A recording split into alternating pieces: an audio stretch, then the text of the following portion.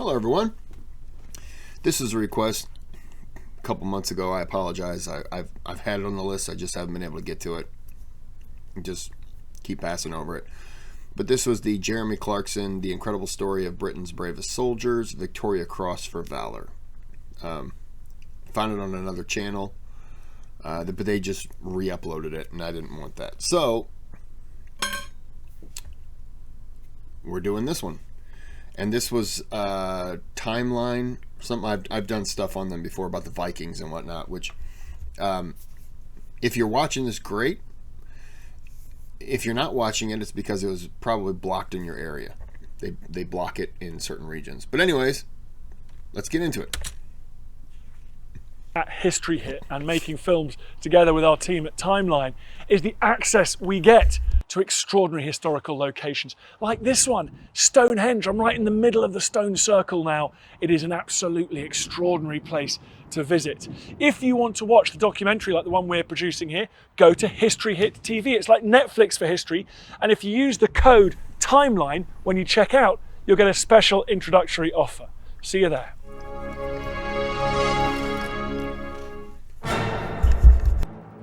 In September of 1944, the Allied armies were advancing fast towards Germany.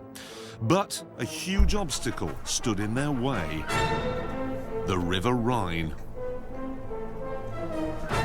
An audacious plan to capture 8 of the bridges across it in one fell swoop started well.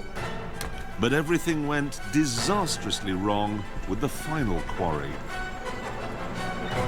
the bridge at Arnhem. Ooh, that sounds familiar.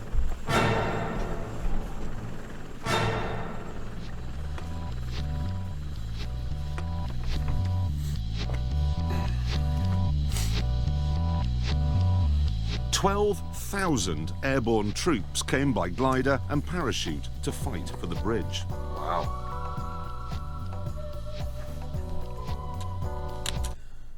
How cool would that be? Not during war, but to be a person on the ground and just look up and just see it. Maybe like an air show or something. But just seeing 12,000 people parachuting out. That'd be so cool. I wouldn't want to be one of them, but it would be so cool to watch. It was the biggest airborne assault ever. But it didn't work. Ooh.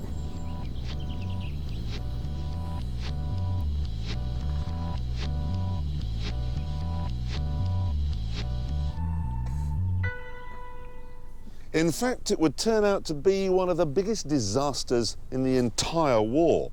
Of the 12,000 men who came here, only 3,900 got out again. Is he on a TV show? With something to do with cars? Somebody said, dude, but disregard the recent stuff he's been involved. I don't keep up with the news. I just found out yesterday there was a war in Iraq. Kidding.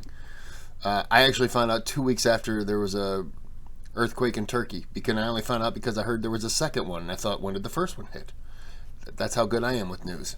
So he does a show with cars. Somebody said something about him involved with something recently. I don't know. Not important to me. So I'm just asking. However, the battle produced some of the most astonishing feats of bravery in British military history. One of the men fighting here was Major Robert Kane of the South Staffordshire Regiment. He arrived in the war zone by glider on September the 18th, just another ordinary man who'd given up his ordinary job to fight in the war. But 10 days after his glider landed in this very field, this ordinary man would have done something extraordinary. He would have won the world's highest award for valor, the Victoria Cross.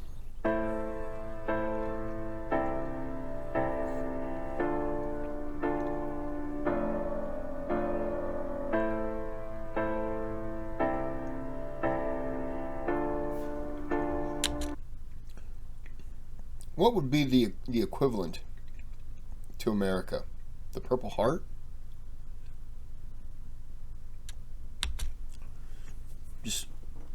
trying to...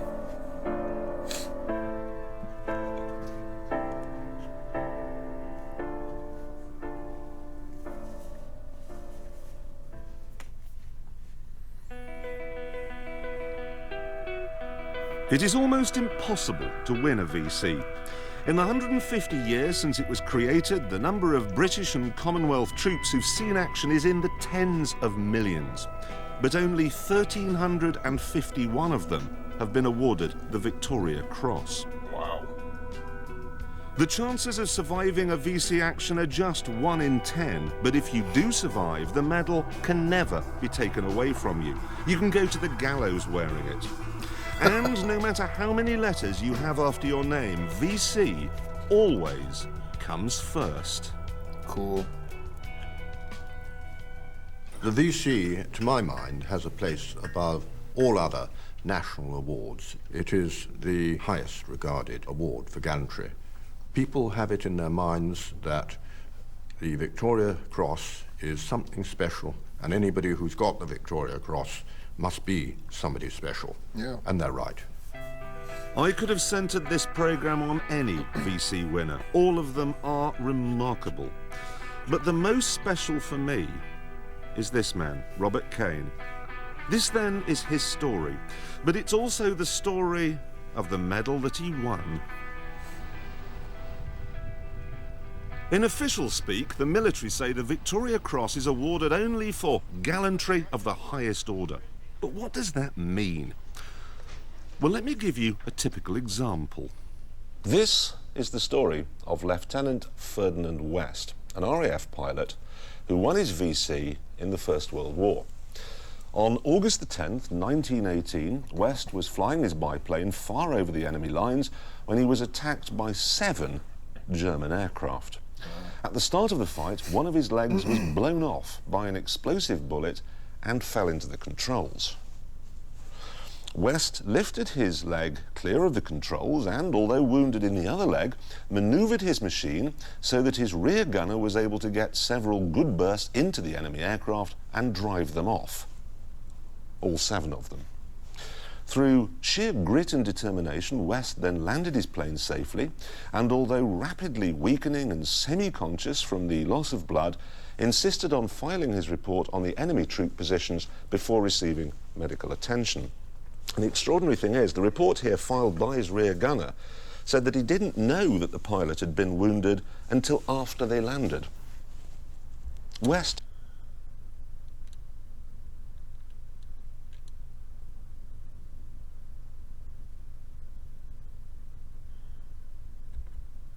never thought to mention that his leg had been blown off.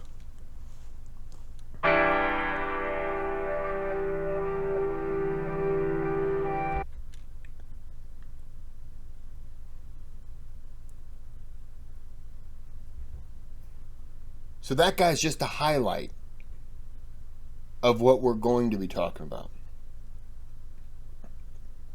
We're talking about the guy who was flying a plane and had a little explosion and then had to remove the leg from in front of him so he could go back to flying the plane. And we're just casually going to glide right over that, huh? And we're going to talk about somebody else. I want to know about him.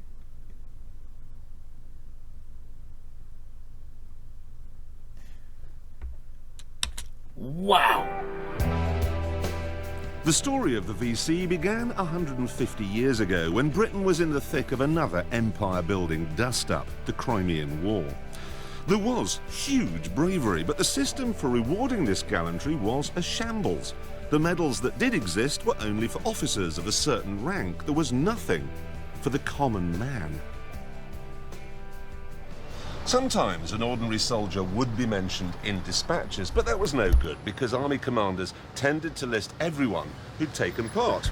It was a bit like passing your chartered accountancy exams today. You get your name in the paper, but so does everyone else. The Crimean conflict, however, saw the advent of a new weapon to fight the cause of the foot soldier, the war correspondent. One of them was William Howard Russell from the Times. His stories from the front line meant that for the first time, people back home could read accounts about the immense bravery of the bloke next door.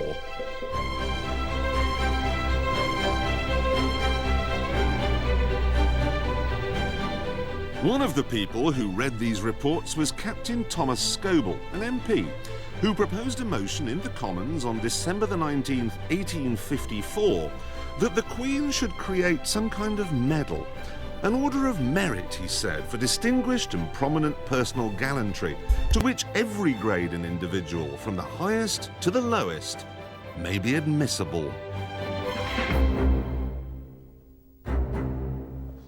Unfortunately, the idea met with strong resistance from army commanders.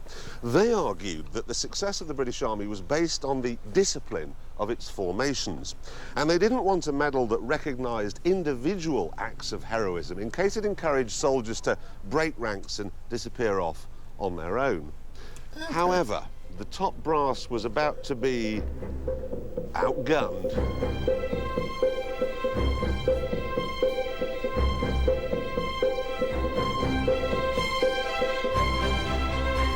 Queen Victoria and Prince Albert saw the sense of Scoble's idea and told the War Office to come up with a plan.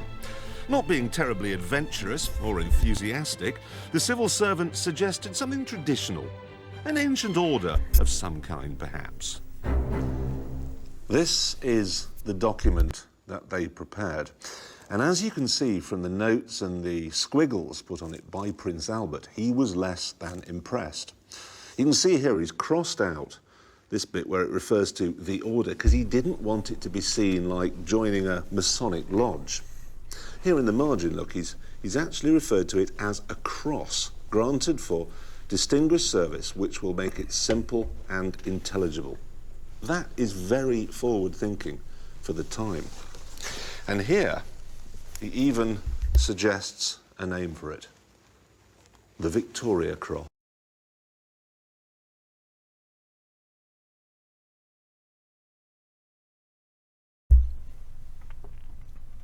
Sorry, I'm eating Chinese food. It's late and I haven't had dinner. I'm sorry. I know you're all ashamed of me. The Victoria Cross.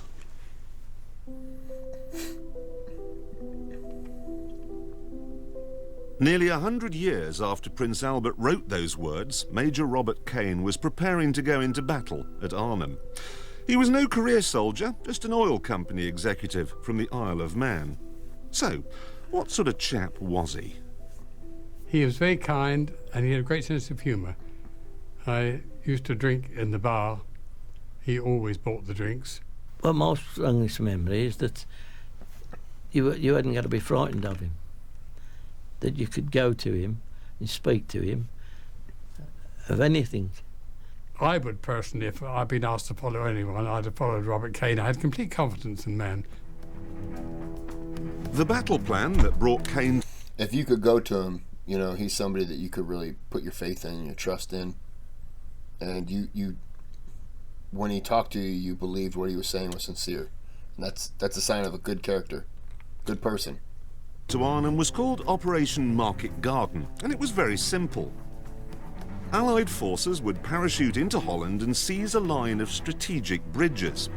This would create a highway that would allow the Second Army to charge north, over the enemy defence lines, and down into Germany itself. The war, it was said, would be over in a matter of weeks. Now, the most difficult bridge to capture would be the one furthest north in the Dutch city of Arnhem. But a small band of British paratroopers from the first wave of landings did manage to capture the north end of what's now known as the Bridge Too Far. Major Kane arrived in this field 24 hours after the first land. Was the movie A Bridge Too Far about this? Because I think I've seen that. Landings. There'd been a problem with his glider back in England, but his job remained the same. He had to get his company of 22 men to the bridge as fast as possible to help out. Sounds simple, but it wasn't.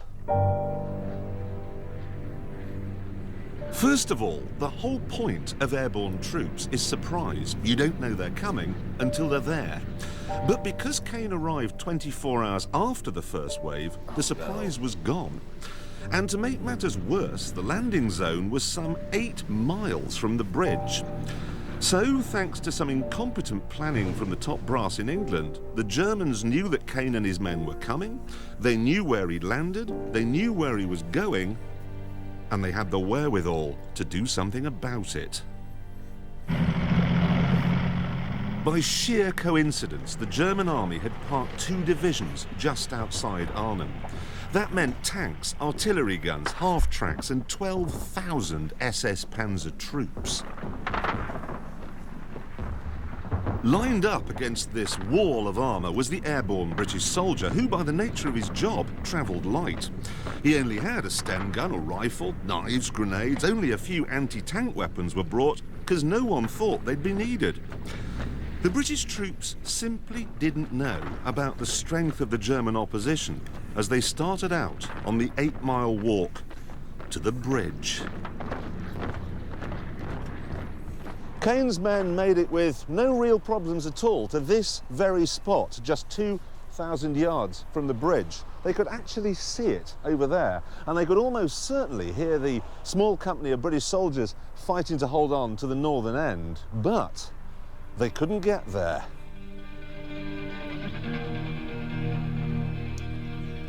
The Germans had had all the time in the world to get ready, and they were ready. Down there, on the other side of the river, they had artillery. On the other side, up there behind that modern building, there's a piece of high ground. They'd put mortars on that. Dead ahead were tanks and infantry. In desperation, some of the British tried to run down this bank, but there were more tanks and more infantry down there on the lower road. This was the perfect place for an ambush. The British had walked right into it, and they were slaughtered. I was going to say, it sounds like just like a killing field. And they just, everything was just honed in right there. Oh, that's a cool picture. Of the 400 South Staffs who fought here, only 100 would escape. Jeez. Kane called it the regiment's Waterloo.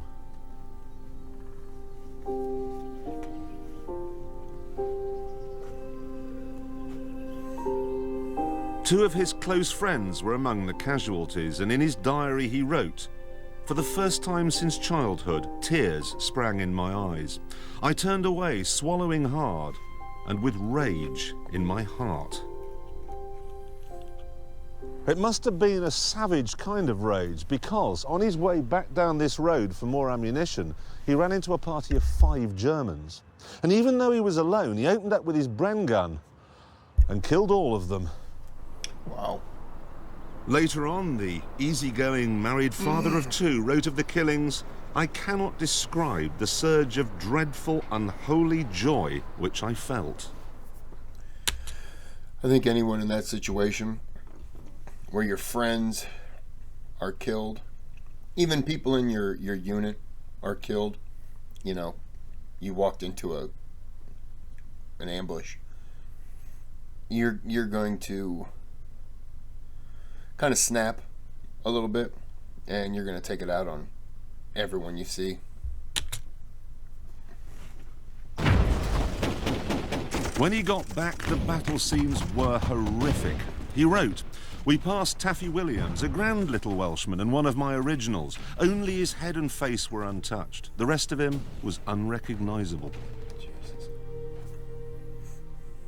And so, with his company decimated, Kane was ordered to retreat. He'd bagged 5 Germans single-handed, but that made him a soldier, not a hero. There was still no hint that this man would win a Victoria Cross.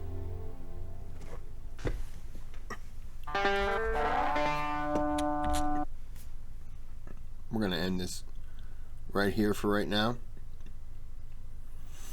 We're going to come back with part 2. But the guy got his leg blown off. When I grow up, I want to be that guy.